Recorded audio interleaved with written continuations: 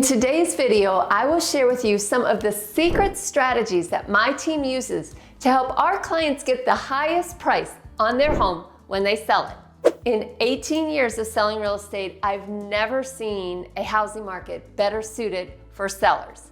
And buyers are doing just about anything to get homes. People will come, Ray. They'll come to Iowa for reasons they can't even fathom.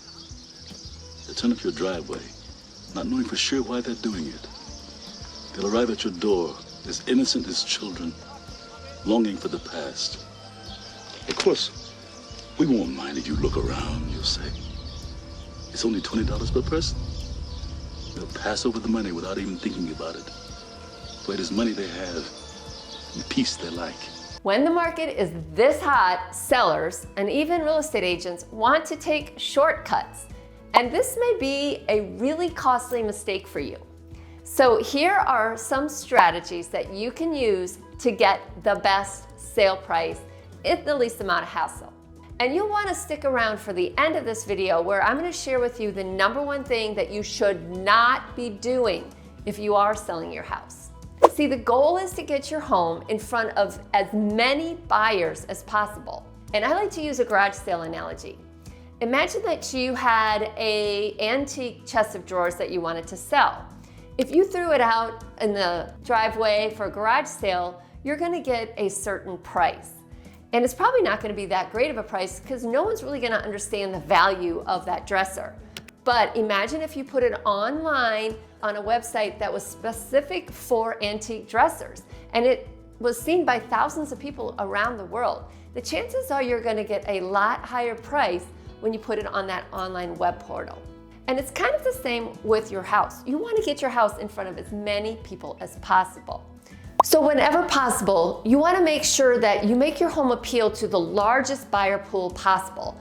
And then you want to look at how much staging you should do, how many repairs you should do. There's definitely a fine line between how much you should do and how much is too much. So make sure that you discuss that with your agent.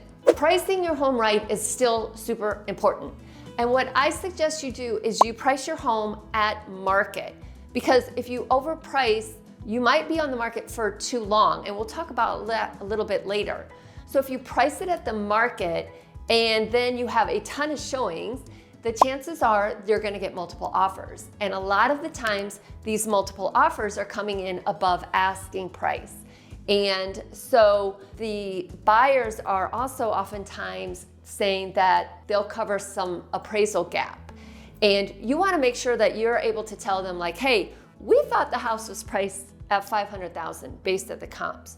So if you want to offer me $550,000, that's awesome. I'm excited about it. But you, Mr. Buyer, are going to have to make up the difference because you're not going to put the onus on me to prove that it's worth $550 when I said all along it's worth $500. So I hope that makes sense to you. Put in the comments below if you do have any questions as I'm going through this, because I am kind of skimming on this pretty fast. So if you have any comments or suggestions, please put them below. Another thing that you can do to build hype around your house before you list it active on the main MLS for buyers to see is to do what's called a coming soon. So in the state of Georgia, we can list your house in the MLS as a coming soon property. And we can do that for 21 days leading up to when you actually go live to the public. And only real estate agents can see it when it's in coming soon, only in the MLS.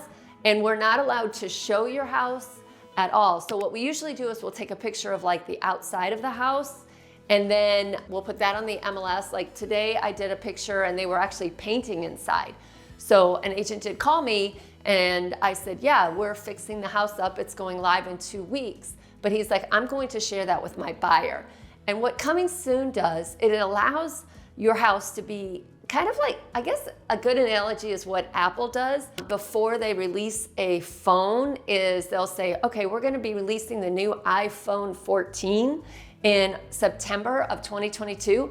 But come, May and June and July, you start seeing all these videos about all these cool features that this phone is going to have.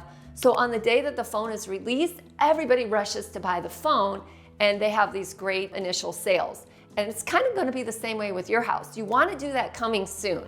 So make sure you put that into your listing agreement. So along those lines, I like to do what I call the grand opening extravaganza. Like the day before you start listing is when we start our campaign. So we are not gonna come to your house with a camera and a sign. Like, we know you have to meet with our stager or stage your home, and we know that we want to have beautiful photography. Photography is super important because that's what's going to capture the buyer's attention, is the photography. So make sure you have great photography. In a lot of cases, we're doing videos of your home. Let's not make this a boring video with elevator music playing in the back. We like action-packed, awesome, engaging videos. And then we're gonna break that down and put them in Reels and TikToks. And then we're also gonna take all of this and we're gonna do a coming soon ad on all social media platforms. So you're running that 24 hours before you go live. And why do you do this? You do this so you get like the Apple effect, like all these people interested in your house, and they can start scheduling showings. So then you wanna make sure that the day you go live, you be really strategic about what day you go live. Because if you do have a really popular house, you're gonna have a ton of showings.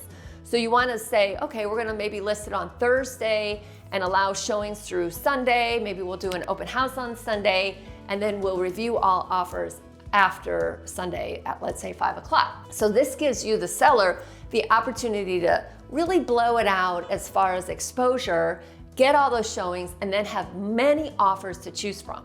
And see, this is my point all along. Like, this is the reason why you have to blow it out. Because if you're taking those shortcuts, I think a lot of people are doing these days, they're shortcutting marketing their home because they know it's gonna sell. You're probably leaving money on the table, quite honestly, because again, just like the garage sale analogy, you're doing the garage sale instead of doing it on the auction site. So you wanna make sure that you maximize the number of buyers who see your home. Another thing I want you to consider is whoever you hire as an agent, make sure you're aware of what they're offering for a commission to the buyer's broker. Because if they are offering a commission that's lower than's normal in our market, it's not supposed to happen this way. It's really unethical for realtors not to show a home because it doesn't pay a commission to them, or a very fair commission. But you know, people are people, and I can't say that homes that have that lower commission oftentimes don't have as many showings. So now, if you're already getting a ton of value from this video, please don't forget to subscribe to this channel.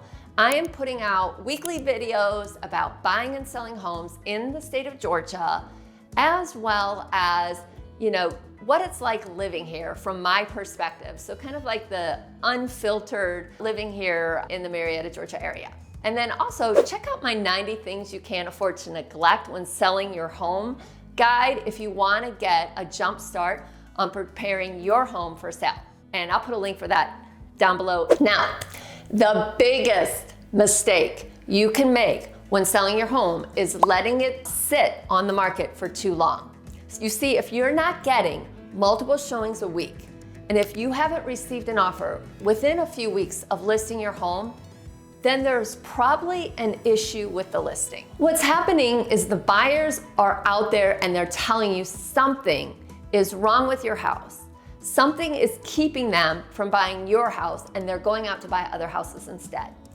So you make sure that your agent is taking the time after showings to get feedback from those buyers so that you know what is it that's keeping your home from not selling. And whatever it is that's keeping you from selling, you should either fix it if you can, or if you can't fix it, make a price improvement.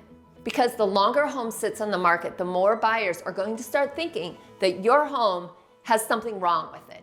And sometimes the only thing that is an issue is that the home is overpriced. You see, in sports, we say it's always important to study your competition, right? Well, it's no different in the sport of buying and selling homes. That's why you should watch this video next, where I'm going to share with you strategies that the buyers are using to win the best deal.